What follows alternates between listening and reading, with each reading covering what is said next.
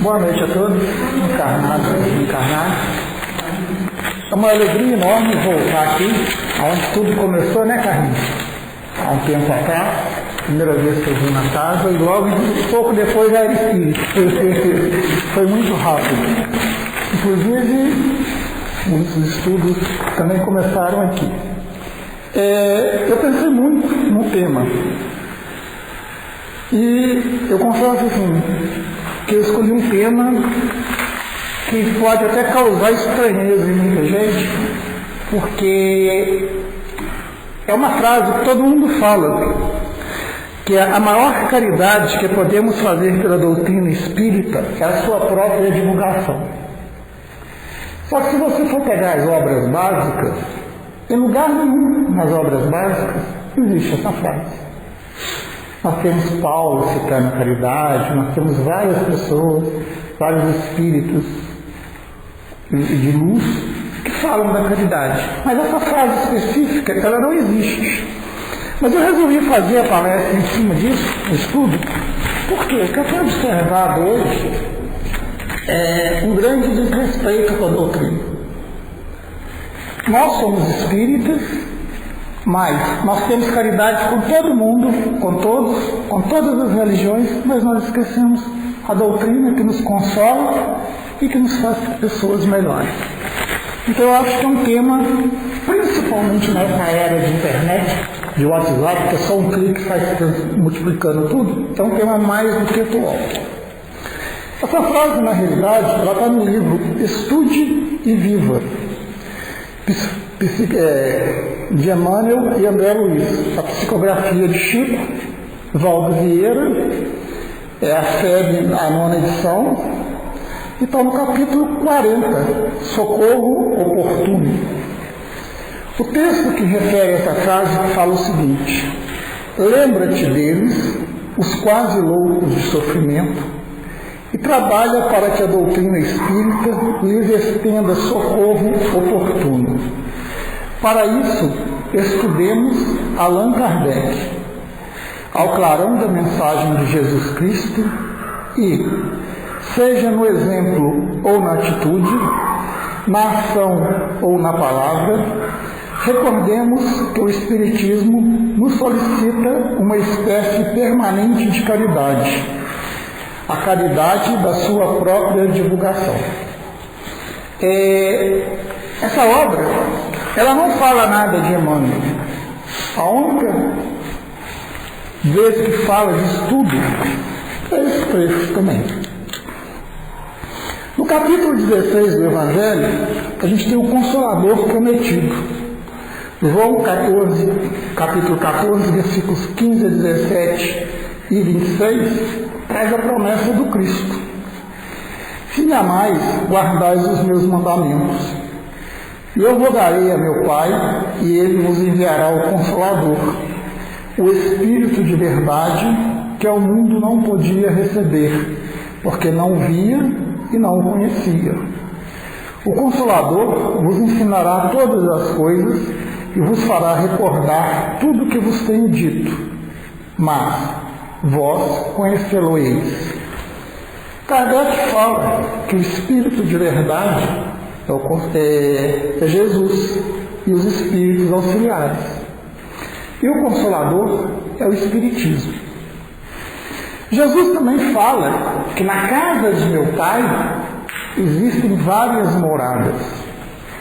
Então, eu não estou aqui condenando religião nenhuma, porque todas as religiões que seguem a Deus, elas estão na casa de Deus, na casa do Pai. O que eu questiono é o desserviço que a gente faz para a doutrina, achando que estamos divulgando a doutrina. Então, quando a gente está prestando esse desserviço, a gente não está fazendo caridade com a doutrina. Muitas vezes a gente está até impedindo que uma pessoa que precisa conhecer a doutrina, que precisa ser amparada, afaste da casa espírita e do Consolador. Paulo, em Paris, em 1860, ele fala o seguinte: não poderia o Espiritismo provar melhor a sua origem do que apresentou na máxima: fora da caridade não há salvação. Como regra, por isso que é um reflexo mais puro do cristianismo. Quando a gente usa os nossos conhecimentos e a gente negligencia de forma consciente ou inconsciente os ensinamentos que nós recebemos, nós somos responsáveis, direta ou indiretamente, pelas consequências que nós causamos. Isso pode ser visto no Livro dos Espíritos. Se a gente pegar as questões de 629 a 645 do Livro dos Espíritos, eles vão estar explicando essa questão da responsabilidade que nós temos com relação ao erro que nós cometemos, ao mal que nós fazemos. E às vezes nós fazemos o mal achando que estamos fazendo o bem. Mas por quê? Porque dentro da doutrina espírita tem uma coisa que é o tal do melindre. Você não pode falar nada porque o outro fica melindrado. Então a gente acaba omitindo, evitando um atrito, com medo do outro ficar melindrado. E às vezes o outro tem um conceito errado dentro da doutrina. Há pouco tempo, foi num grupo do WhatsApp, alguém postou uma mensagem de falando que era o Dr. Bezerra de Menezes.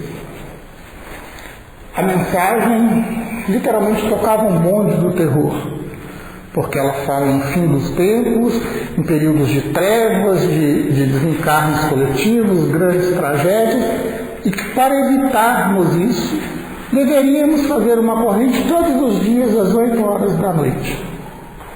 Somente assim seríamos socorridos pelos bons espíritos.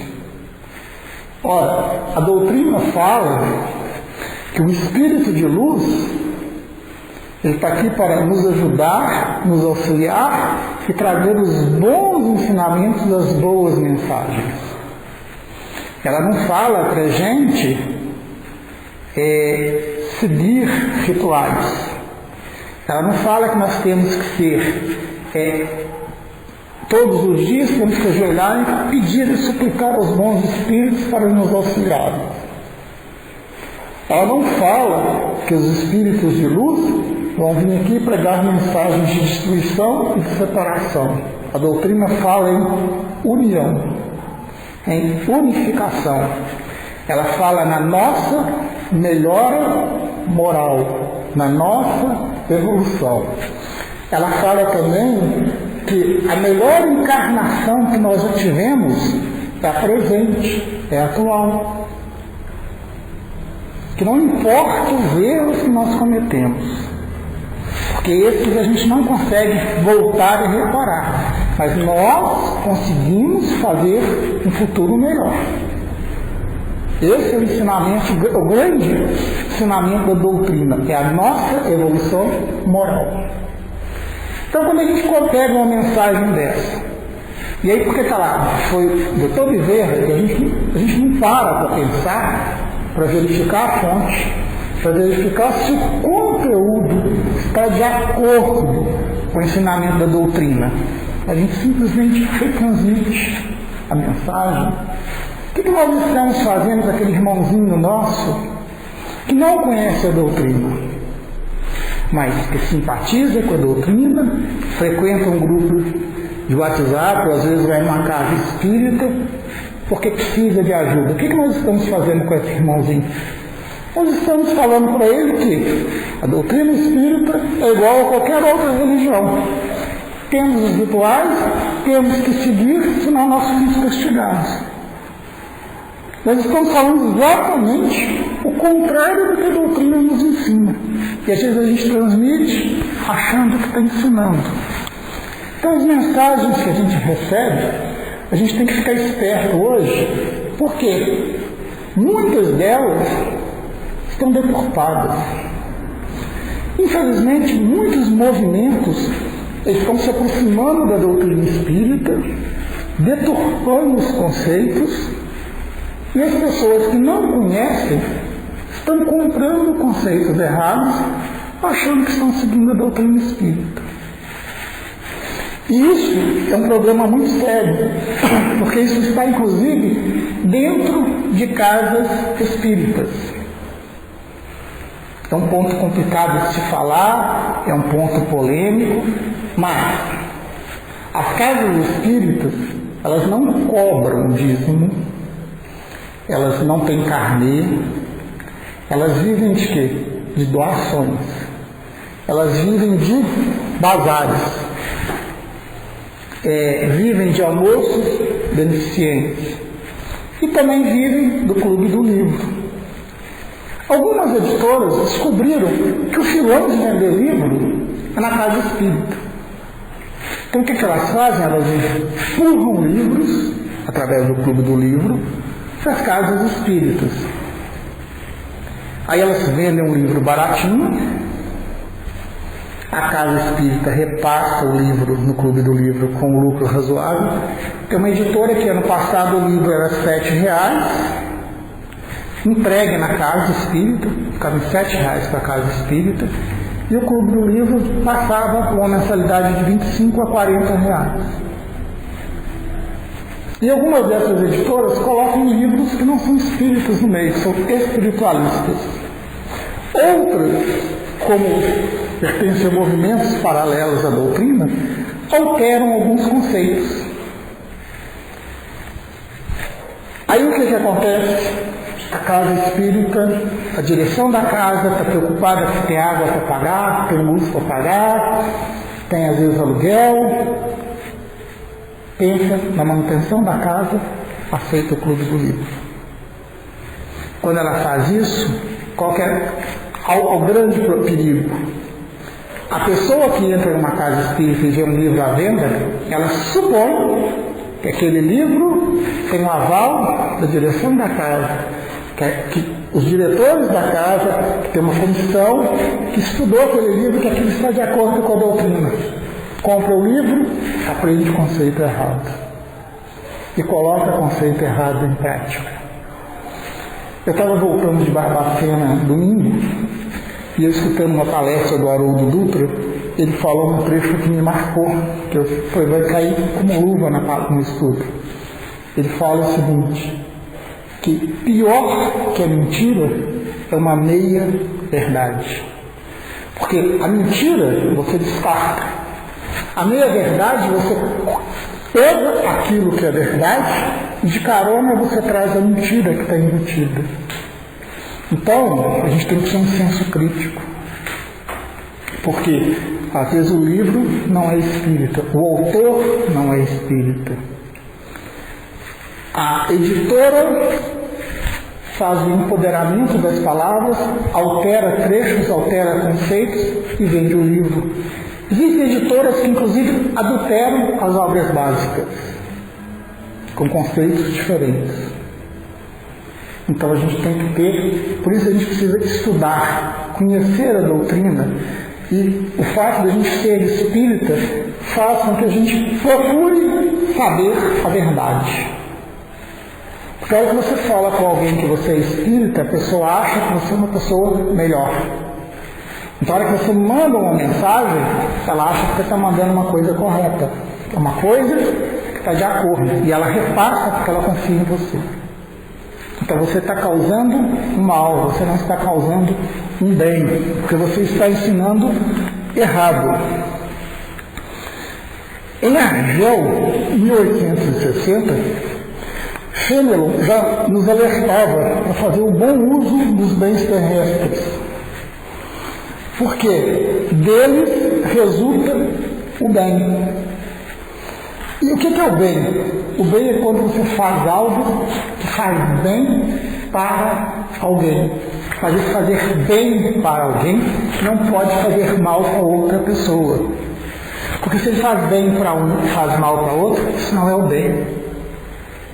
Porque o bem não prejudica ninguém. É igual a luz. Onde tem luz não tem escuridão. Aonde o amor reina, não reina o ódio. Então o bem é igual ao amor e é igual à luz. Aonde ele está, ele ajuda a todos. Ele não ajuda uma pessoa e prejudica a outra. Ele não ajuda 20 e prejudica uma. Ele não ajuda 1000 e prejudica uma. Ele ajuda todo mundo.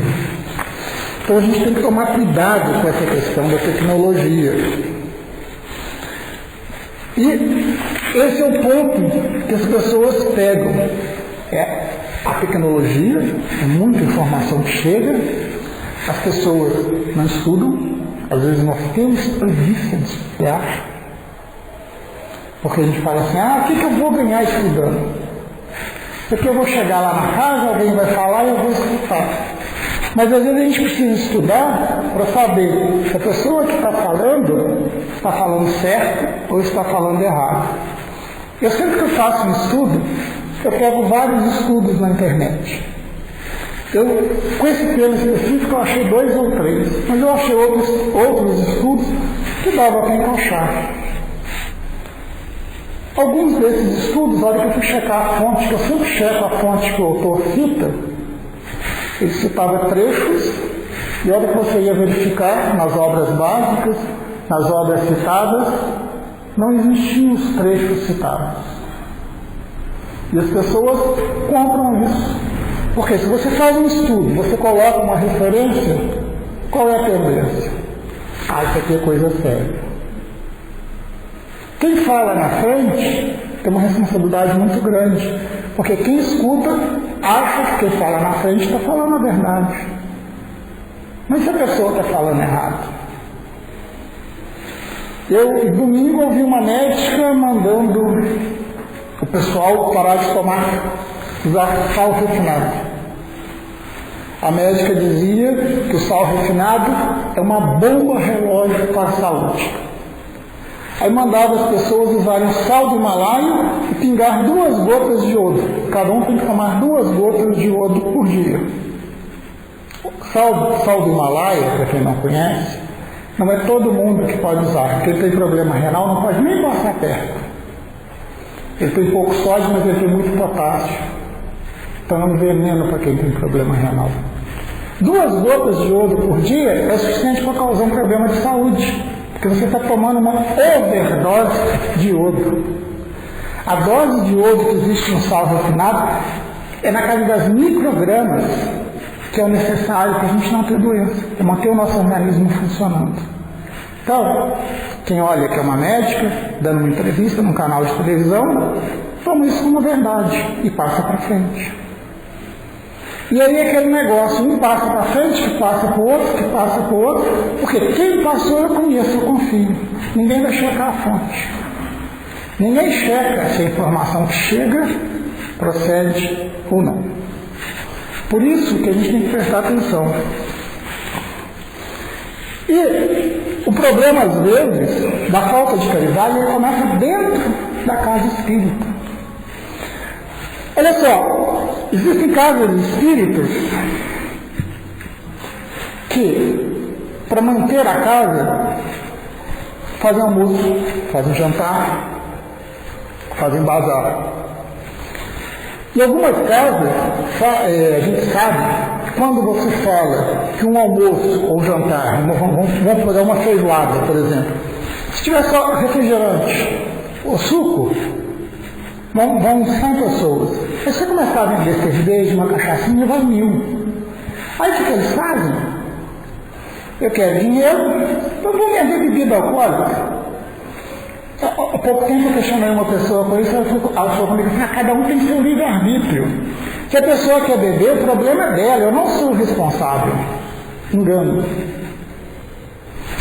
Os espíritos superiores falam que todo o trabalho é perdido se apenas um desses espíritos se perder. Porque às vezes a pessoa vai na casa espírita, ela tem problema de bebida alcoólica, ela toma um gole ali, a gente sabe que na casa espírita ficam os outros irmãozinhos em volta, e às vezes eles não entram na casa espírita, mas eles estão ali na porta. A hora que aquela pessoa sai, o irmãozinho acompanha ela, vai com ela. Então qual que é o trabalho? O trabalho que foi feito na casa, ele foi pedido por essa única pessoa. Não precisa ser não. Uma única pessoa que se perde numa casa espírita é o suficiente para perder o trabalho daquela casa. E as pessoas esquecem disso. Os dirigentes esquecem disso. Marquinhos, eu tenho ouvido a palestra do Carlos Marcelo na Boa Nova, toda semana ele está falando exatamente o que você está falando aí. Ainda não escutei a palestra dele, eu vou procurar para escutar. Outra coisa, que Emmanuel falou com Chico antes de começar o trabalho? Ele colocou 3 condições básicas, que foi disciplina, disciplina, disciplina. A doutrina nos fala que os nossos mentores, os mentores da casa, os espíritos superiores, são espíritos altamente comprometidos e atarefados. As tarefas da casa espírita, elas são programadas com antecedência, as equipes são deslocadas no dia e estão ali no horário que nós programamos. Então, se o estudo público é de 7h30 às 8h30, 8h30, a espiritualidade maior, ela tem outro compromisso. Se nós resolvermos prolongar o horário, o risco é nosso, não é deles. O compromisso que eles assumiram, que nós assumimos com ele, foi de 7h30 às 8h30. É igual o evangelho no lar. Por que a gente tem que ter um horário certo? Porque o nosso compromisso é com a espiritualidade. Então, naquele horário, eles estão ali para nos amparar. Não é a hora que a gente quer, não. É o horário que nós assumimos, é o compromisso. E aí a pessoa vai a primeira vez na casa espírita, a palestra tinha que acabar às 8h30, dá 8h40, dá 9 horas, aí o dirigente acaba, vamos para os passos. Aí chega na hora do passo, e começa a ver que tem um ou outro ali passando mal, é amigo dele, chama primeiro, leva um tempo lá para ajudar os irmãozinhos, aquele que veio a primeira vez, não volta. Às vezes a pessoa chega na casa espírita, ela tem horário também. Ela tem horário para chegar, ela tem horário para sair, porque ela tem uma vida social de fora, ela tem compromisso. Assim como nós temos o compromisso com a espiritualidade, nós temos compromisso com quem vem na nossa casa. Nós temos compromisso com quem a gente quer ajudar. Então vamos ajudar o necessitado? Vamos, mas primeiro vamos atender todo mundo. E aqueles casos que demoram mais, vamos deixar para o final a espiritualidade que está ali, enquanto isso vai acolhendo também, vai amparando. Mas aí a gente inverte. Então a gente atrapalha. Não é só isso. O que a gente tem visto hoje demais no WhatsApp? Mensagens, grupos espíritas, vamos dizer assim. São mensagens espíritas. Hoje virou moda. Reunião mediúnica, grava-se a reunião mediúnica, coloca-se no WhatsApp, coloca-se na internet.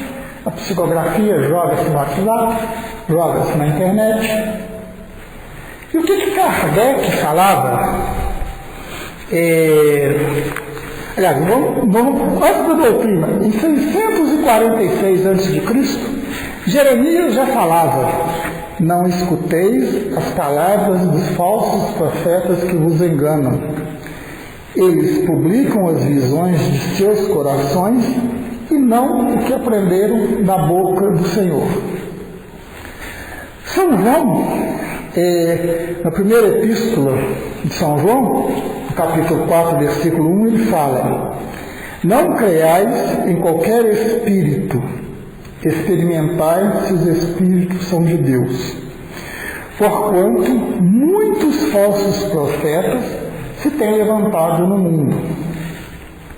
Mateus, capítulo 24, versículos 4 e 5. Marcos, capítulo 13, versículos 5 e 6.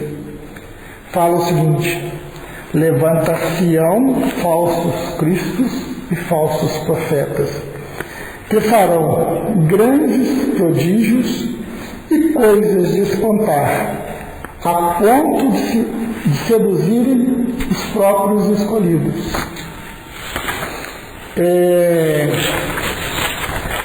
Só que o que acontece? Os irmãozinhos que estão rodeando a casa, às vezes tem um irmãozinho ali que é brincalhão, que é zombeteiro. E ele se faz passar um espírito de luz, um espírito sábio. Então, o que ele incentiva as pessoas? A submeter a mensagem que ele passou às massas. Daí a distribuição na internet, daí a distribuição via WhatsApp. Ele fala também que tem necessidade dessas mensagens serem verificadas e validadas em vários grupos. Porque o que Kardec fez quando fez a codificação? Para ele validar se as mensagens eram de um espírito de luz ou não, ele recebia mensagens do mundo inteiro. Só que Kardec fala o seguinte, que mais vale você dispensar 10 verdades do que aceitar uma só mentira. Alguns irmãozinhos, nessas mensagens, eles semeiam a desunião. Eles estimulam o isolamento das pessoas ou dos grupos, porque eles falam que se a gente não fizer aquilo, nós vamos ser perseguidos. Então nós acabamos afastando com medo da perseguição. Essas mensagens, se você for passá-las pelo crivo da lógica e da razão, à luz da ciência e da doutrina espírita, você vai ver que essas mensagens, elas são mensagens falsas. Elas não são mensagens coerentes. Mas quem transmite a mensagem sabe que são poucas as pessoas que vão fazer isso, que vão submeter essas mensagens ao crivo da razão, à lógica. E aí, para convencer, às vezes o médico fica indeciso, o que o irmãozinho fala, dá um nome famoso, seu Bezerra de Menezes, seu Jesus. Aí tem gente que Bezerra que está falando, eu acredito. Mas não é o Bezerra de Menezes da doutrina, é outro Bezerra. É outro. Com relação ao horário, Divaldo fala, tem 2 episódios que Divaldo conta na vida dele, que ele fala o seguinte, ele fala que uma vez ele sempre contava com Joana de Ângeles nas palestras, então que uma vez ele chegou de viagem, ele estava cansado, e ele falou, não, Joana de Ângeles sempre me ajuda, hoje eu vou descansar antes da palestra, que já chegou mais em cima da hora, não se preparou. Aí ele fala aquela hora que chegou lá na frente, aquele auditório lotado, aquela plateia imensa, e que ele começava, boa noite, meus irmãos. Boa noite. E nada de Joana de Ângeles aparecer. Ele foi ficando. Aí ela apareceu para ele e falou assim, olha, é a primeira e última vez que eu te ajudo. A próxima vez que você deixar de fazer a sua parte, eu não vou te ajudar. Aí ele falou com ela assim, mas eu sempre faço a minha parte, você muda tudo. Ela falou assim, mas você tem que fazer a sua parte. Porque a hora que eu não estiver perto, você tem que dar conta do trabalho. Ele conta também que uma vez ele chegou na reunião mediúnica, a reunião mediúnica já tinha começado. E aí ele entrou, porque ele era Divaldo Franco, ninguém teve coragem de falar não. Porque aí a reunião virou uma bagunça. A reunião estava transcorrendo toda serena, e a hora que ele entrou no meio da reunião, a reunião ficou pesada. E que aí ao final da reunião, o mentor dele falou, não sei se foi dele ou se foi do irmão dele, a próxima vez, tranque a porta. Se chegar atrasado, vai ficar de fora. Eu falei assim, mas ele falou, não interessa quem seja, pode ser Jesus. Se chegar atrasado, não entra. Tem horário, é disciplina, é responsabilidade. E que aí todos aprenderam a lição. O que acontece num dia de reunião mediúnica? A casa, o local, a casa espírita, ela está preparada para quê? Para a reunião mediúnica. A reunião mediúnica, quem vem para a reunião mediúnica são os médiuns de sustentação, ostensivos, e os irmãozinhos necessitados.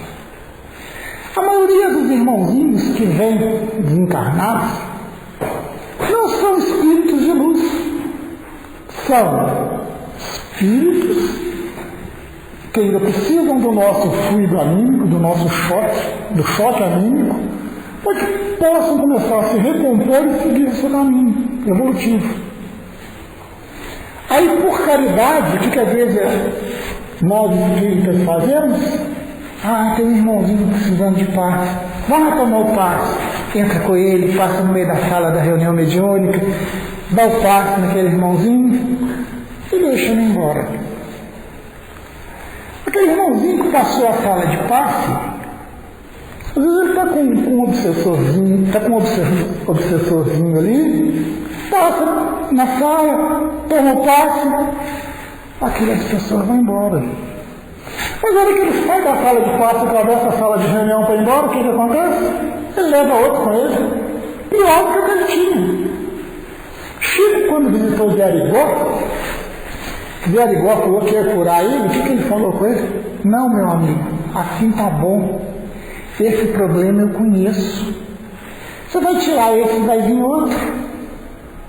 Então deixa esse, porque o outro vai ser pior. Eu não conheço. Então, às vezes, a gente está querendo fazer a caridade em nome da doutrina, a caridade com a doutrina, nós estamos atrapalhando o nosso irmão. Outra coisa, se o nosso irmão precisa tomar um passe, é sinal que ele precisa também escutar alguma coisa na casa. O passe, ele começa, não é na hora que eu entro na cabine para dar o passe, não, é na hora que começa o estudo público. Nesse momento aqui nós temos vários amigos espirituais evoluídos, mais evoluídos que nós, que já estão aqui auxiliando os necessitados. A hora que nós entramos na cabine, nós complementamos o trabalho. Então, qual que é a caridade? Qual que é a verdadeira caridade com a doutrina? É explicar para o nosso irmão que ele precisa assistir o estudo para que ele possa ser realmente assistido. E aí vem um detalhe que alguns espíritos, que nós espíritos às vezes temos. A gente cruza com uma pessoa, ela olha atravessada para a gente, nossa, que a pessoa me jogou olho gordo. Eu fico na casa espírita tomar um passe agora. O passe, Marlene Nobre fala, o passe ele deve ser dado para aquelas pessoas que realmente precisam. Não é diariamente. Um passe bem aplicado pode ser uma vez por semana para aquela pessoa que realmente precisa. Porque se qualquer coisa a gente for correr para a casa espírita para tomar um passe, qual que é a diferença da gente ir à missa todo dia comungar? Nós tornamos passe dependente. Nós nos tornamos viciados em passe. Nós não ficamos viciados em drogas, ficamos viciados no passe. Passe. Exatamente. Porque a gente vê muito nas nossas casas a gente chegar no horário do passe. No horário do passe. Não assistem. Mas aí o erro está na direção da casa. Porque cabe a direção da casa, a direção do trabalho, esclarecer às pessoas a importância da palestra pública.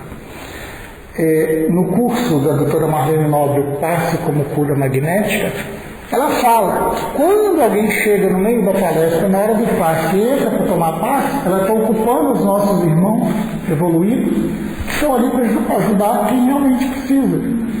Porque aquela pessoa que chegou atrasada, ela não está precisando, porque ela não tem a assistência que ela precisa. Você quer ver a mania que o pessoal tem? E que às vezes a gente é conivente? Você vai na casa espírita, eu estou muito ocupado, eu vi um capítulo da novela, toma um passe por mim. Põe meu nome lá. Peraí. Quando eu estou precisando, eu corro atrás, eu faço. E se eu estou precisando, é porque é mais importante eu vou deixar alguma coisa para me fazer. Se essa pessoa está mandando recado, é porque não é importante. Que Jesus fala, faça sua parte, na minha ajudarei. Exatamente. Outra coisa, alguns espíritas fazem o seguinte, eu tenho sempre uma medalhinha aqui no bolso. Porque vai que Kardec falha, Vai que os espíritos, o meu protetor não está lá na hora do meu desencarne, eu estou com essa santinha aqui para me ajudar. Espera aí. Calma aí, você é espírito, você é católico. Passam correntes de 1000 Ave Marias. Você tem que rezar não sei quantos Pai Nossos. Você tem que rezar todo dia as tantas horas. Passa fotos de Divaldo com o Papa. Aí você vai lá no site da Maçã do Caminho, tem um baita de desmentido lá que Divaldo nunca encontrou com o Papa. Mas o povo acha bonito e passa. Porque fala assim, foi meu amigo aqui que me passou, porque está me passando é verdade, vou passar para frente, não checa. Isso é o mesmo efeito da fofoca, né? É o mesmo efeito. Mas esse tipo de mensagem é uma mensagem que, em vez de ajudar, ela atrapalha a doutrina. Porque para a pessoa de fora que analisa, que não é espírito, ela fala assim, olha como é que eles estão desesperados, eles precisam de uma mentira para poder conseguir gente. É a mesma coisa, nós criticamos as religiões que fazem cura para lotar essas cargas. E o que algumas casas espíritas estão fazendo hoje? Curas. Tem casas que colocam 3, 4 mil pessoas para fazer cura. E aí, lembremos dos conselhos dos falsos profetas e dos falsos cristos, que vão enganar até os escolhidos, porque às vezes a pessoa não tem embasamento e acredita. E tem um detalhe, o cara vem com a ideia que vai ser curado mesmo, né? E não acontece nada, aí ele está descendo. Aí ele já não gostava da doutrina, aí ele vai falando igual a gente costuma falar das igrejas que fazem a coisa, dos pastores. Você está falando do tratamento espiritual aí, essa questão de vir chegar e participar da reunião pública e depois ir por passe é uma forma de tratamento. É uma forma de tratamento. Porque tudo no nosso organismo, justamente no qual problema, está relacionado com o nosso bem e o mal-estar. Se você ouve alguma coisa aqui que consegue penetrar, você vê a coisa de uma maneira mais clara e melhorar, mais aquela ajuda que passa, você pode ser que você vai sair da casa bem melhor. Bem melhor, chegou. Né? Erasto, no Evangelho segundo o Espiritismo, capítulo 21, item 9, em Paris, 1862, também faz a mesma advertência.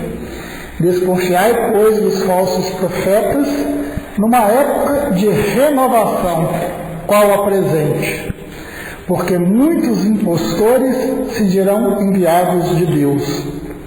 Eles procuram satisfazer na terra a sua vaidade, exploram a credulidade dos outros, acham cômodo viver à custa do que lhes prestam ouvidos, mas uma terrível justiça os espera, podeis estar certo. Recomendação essa, mais do que últimos tempos atuais. Isso foi dito em 1862. Cai como uma luva nos dias de hoje. Porque o que acontece? As pessoas estão desesperadas, porque nós estamos vivendo o fim de uma era de prova e expiação. Nós sabemos que poucas das pessoas vão ter oportunidade de voltar nesse planeta um período menor. Talvez seja a nossa última chance de conseguir a nossa vaga. E a gente sabe que os irmãozinhos necessitados estão fazendo de tudo para prolongar o período de provas e expiações. Por quê? A gente não sabe se a Terra der um salto evolutivo, em qual planeta que nós vamos encarnar? Isso aqui está ruim, lembremos, tem planetas que são piores, tem locais que são piores do que aqui. Já pensou se a gente tem que fazer um salto, igual os exilados de Capela que vieram para a Terra, a gente vai ter que dar um salto para um planeta, comparando a Terra com Capela nas devidas proporções com um planeta desse inferior? O que nós vamos passar lá? Então, Existem irmãozinhos que, infelizmente, não têm interesse na evolução do planeta, porque eles são muito devedores. Aqui, apesar dos pesares, para eles está bom. E eles sabem que se eles perderem a chance de ficar aqui, eles vão para um lugar que eles vão ter que dar o jeito deles. É aquele negócio, a gente não aprende pelo amor, a gente vai aprender pela dor. E aprender pela dor é mais difícil. Então, temos que pensar nisso. Algumas pessoas acham que a doutrina espírita é igual às outras religiões, que elas salvam. E aí é um erro nosso, enquanto espírita, de explicar que a doutrina espírita, ela esclarece. Ela não implica em salvação. Porque a salvação depende do quê? Do nosso livre arbítrio. Nós é que escolhemos o bom ou o mau caminho. Se nós fizermos a escolha errada, a responsabilidade é nossa. Eu não posso culpar ninguém. A religião, ela impõe algumas coisas e promete uma salvação. Mas lembremos, alguns espíritos ainda precisam dessa imposição e precisam acreditar nessa salvação para que eles possam evoluir, porque eles ainda não estão preparados para conviver com o Consolador prometido.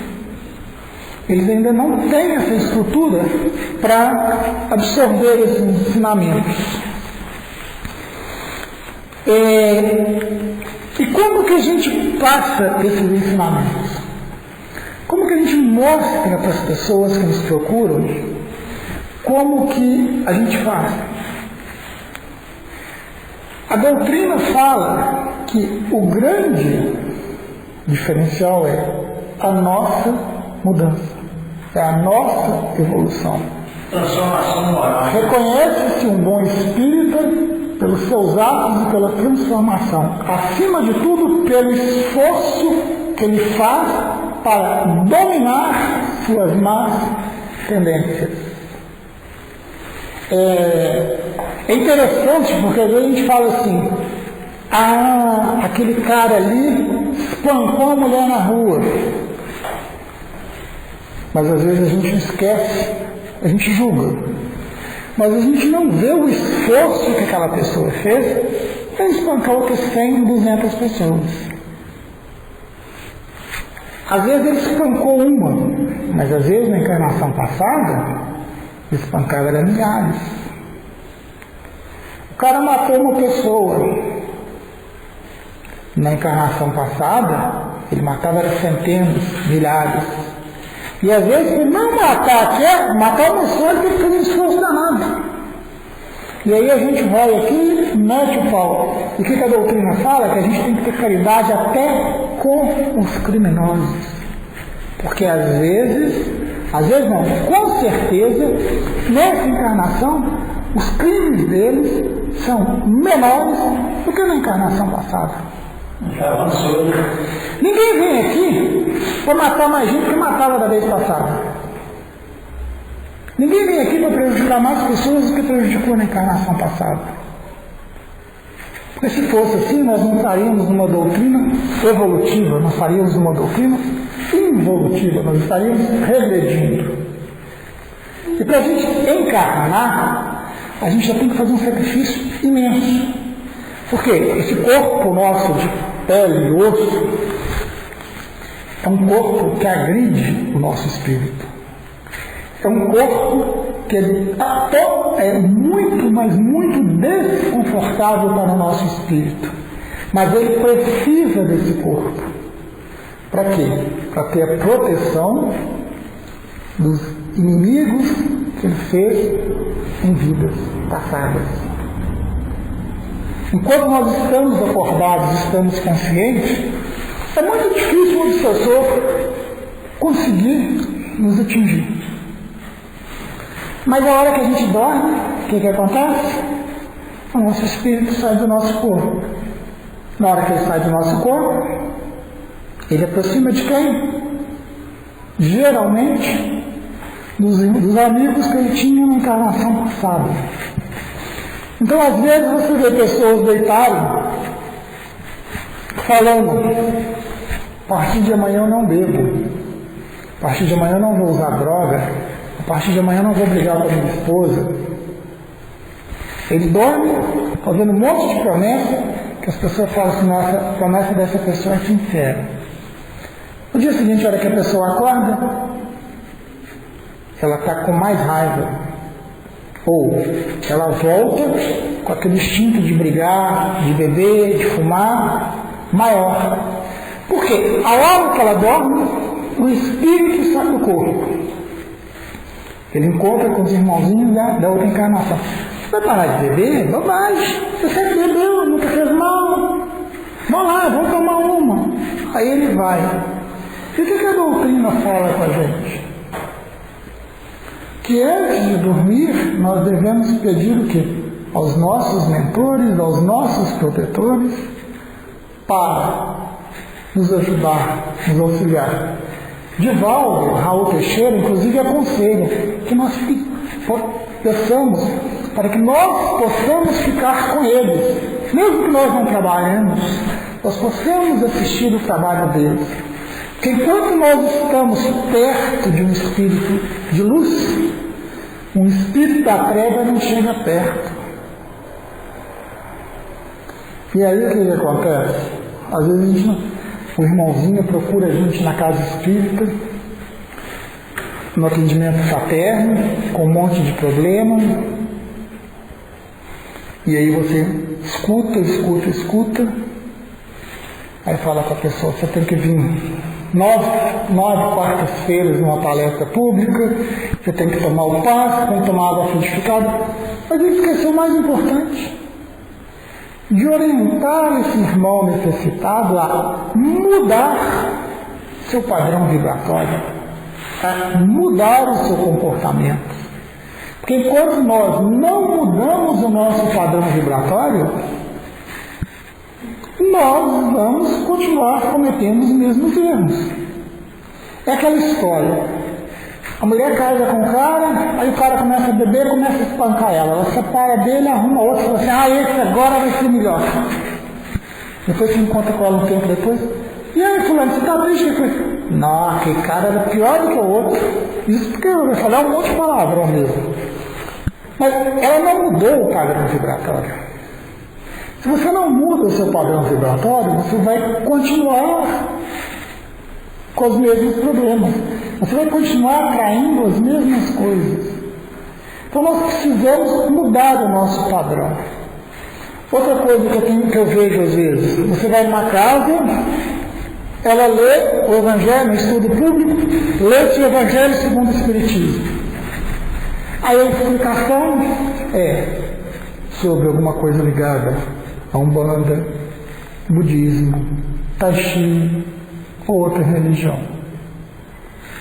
Você às vezes cita Kardec, mas cita outra religião que tem alguém que é melhor.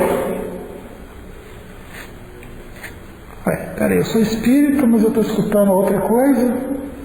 O Consolador prometia ler a doutrina, mas o outro ali é melhor. O que está acontecendo? Qual é a caridade que eu estou fazendo com a doutrina? Nenhuma. Eu estou fazendo um desserviço. Então a gente precisa ter esse senso crítico. Se a doutrina é o Consolador prometido, e se nós somos espíritas, nós precisamos desse senso crítico. A gente precisa observar, a gente precisa ter a fé raciocinada. Tem que ser, às vezes, igual São Tomé, você tem que ver para querer, não é ver para querer tocar na chaga de Jesus, é ver, analisar e ver, isso procede, isso não procede. Se você entrar na internet, você vai ver que tem vários grupos espíritas. Aí você entra lá, tem um que só fala de reiki, tem outro que só fala de Buda, tem outro que só fala de Krishna, é espírita. Cita Kardec, tem a foto de Kardec, mas a doutrina em si não existe. Ou quando existe, ela é muito pouca. E nós, enquanto espíritas, nós ficamos coniventes, aceitamos e deixamos a nossa doutrina de lado. Qual é a caridade que eu estou fazendo com a doutrina? Porque a gente pensa que caridade é só ajudar a pessoa que está caída na rua, a pessoa que está passando fome. Não, a caridade também é divulgar aquilo que nós acreditamos, aquilo que nós achamos que é correto, aquilo que a gente sabe que vai nos fazer uma pessoa melhor. Isso é caridade. É esclarecer para as pessoas que não têm conhecimento um novo caminho, é mostrar uma nova visão, uma nova oportunidade para a pessoa evoluir. É a caridade do conhecimento, você está passando um conhecimento. Em vez de a gente guardar para a gente tem que passar o conhecimento. Cristo, em momento nenhum, guardou para eles os ensinamentos. Ele passou para os seus escolhidos, que foram seus apóstolos, seus seguidores. E depois colocou ele: ide e pregai o Evangelho. Se nós acreditamos que a doutrina é o Consolador prometido, é a promessa de Cristo, por que a gente esconde essa promessa? Por que a gente não passa isso para frente? Se nós falamos que nós, espíritas, somos discípulos de Cristo, nós queremos seguir o exemplo de Cristo, então por que a gente não passa isso? A gente esconde. E cada vez que a gente esconde isso, nós estamos deixando de ajudar alguém. E quando a gente deixa de ajudar alguém, nós não estamos fazendo caridade. Nós não estamos fazendo o bem. Ao contrário. Para encerrar, eu gostaria de ler a carta de São Paulo, na primeira epístola aos Coríntios, que fala justamente da caridade e do amor. Que, por sinal, é uma bela oração também, que fala assim: ainda que eu falasse as línguas dos homens e dos anjos e não tivesse amor, seria como o metal que soa ou como o sino que tine. E ainda que tivesse o dom da profecia e conhecesse todos os mistérios e toda a ciência, e ainda que tivesse toda a fé, de maneira tal que transportasse os montes, que não tivesse amor, nada seria.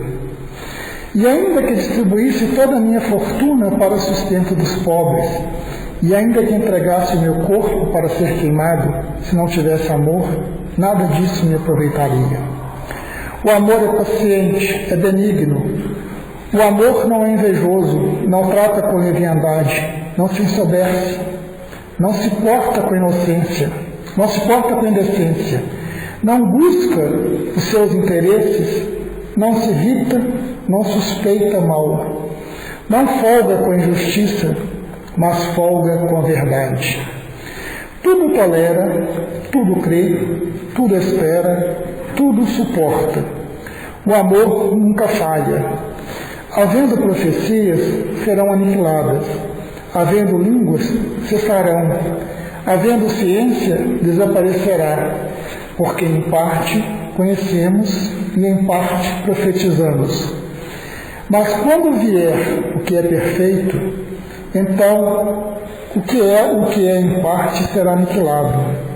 Quando eu era menino, falava como menino, sentia como menino, discorria como menino, mas logo que cheguei a ser homem, acabei com as coisas de menino, porque agora vemos como espelho em enigma. Mas então veremos face a face. Agora conheço em parte, mas então conhecerei como também sou conhecido. Agora, pois, permanecem a fé, a esperança e o amor. Estes três, mas o maior destes é o amor. Se a doutrina é o Consolador prometido, e a gente tem um amor pela doutrina, a gente tem que fazer a caridade e divulgar a doutrina, porque o amor a gente não esconde. E aonde a gente leva o amor, existe luz.